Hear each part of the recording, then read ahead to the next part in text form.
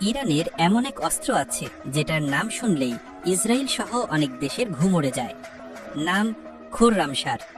শুধু ভয়ঙ্কর না, এই মিসাইলের স্পিড, রেঞ্জ আর ধ্বংস ক্ষমতা এতটাই বেশি যেটা একবার ছোড়া হলে কোনো শহর পুরোপুরি মুছে যেতে পারে। এই খোররামশার মিসাইল আসলে কি? এটা এত ভয়ঙ্কর কেন? এটা চালালে কি সত্যিই ইসরায়েলের অস্তিত্ব হুমকিতে পড়বে? খোররামশার হচ্ছে ইরানের তৈরি একটি মিডিয়াম রেঞ্জ ব্যালিস্টিক মিসাইল। এর সর্বোচ্চ রেঞ্জ প্রায় 2000 কিলোমিটার। অর্থাৎ ইরান থেকে ছোড়া হলে ইসরায়েল তো দূরের কথা, পুরো মধ্যপ্রাচ্য এমনকি ইউরোপের কিছু অংশ এর আওতায় পড়ে।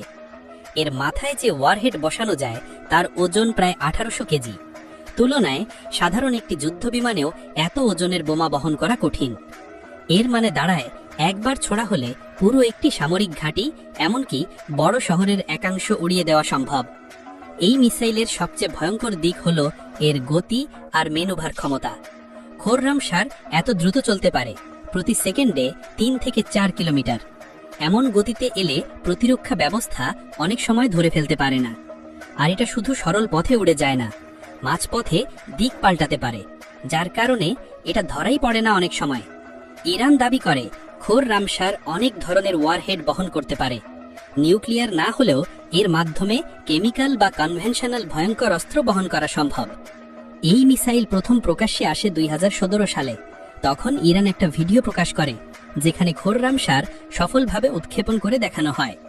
পশ্চিমা দেশগুলো একে বলে নর্থ কোরিয়ান টেকনোলজির উন্নত সংস্করণ। অনেকে বলেছে এটা মসুদান মিসাইলের কপি, যা ইরান নিজস্বভাবে উন্নত করেছে। ইসরায়েলের সব বড় শহর, Tel Aviv, Haifa, Israel defence ফোর্সের বেইজ সবই এই মিসাইলের আওতায়। আর এটা যে কোনো সময় ছোড়া যায়। ইরানের রেভলিউশনারি গার্ড বলেছে যদি আক্রমণ হয় তাহলে এই মিসাইল রেডি।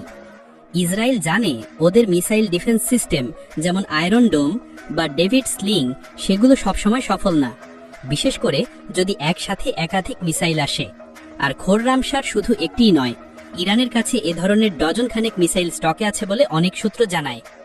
ইউথ্রিস্ট আরিফ বহুবার উদ্বেগ প্রকাশ করেছে, অনেক দেশ চায় ইরান যেন মিসাইল প্রোগ্রাম বন্ধ করে, কিন্তু ইরান বলেছে এই অস্ত্র শুধু আত্মরক্ষার জন্য।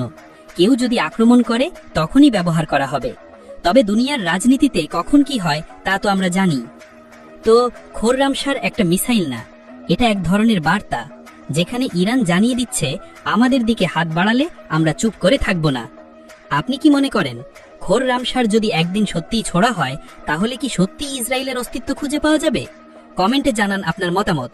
আর ভিডিও ভালো লাগলে সাবস্ক্রাইব তো অবশ্যই করবেন।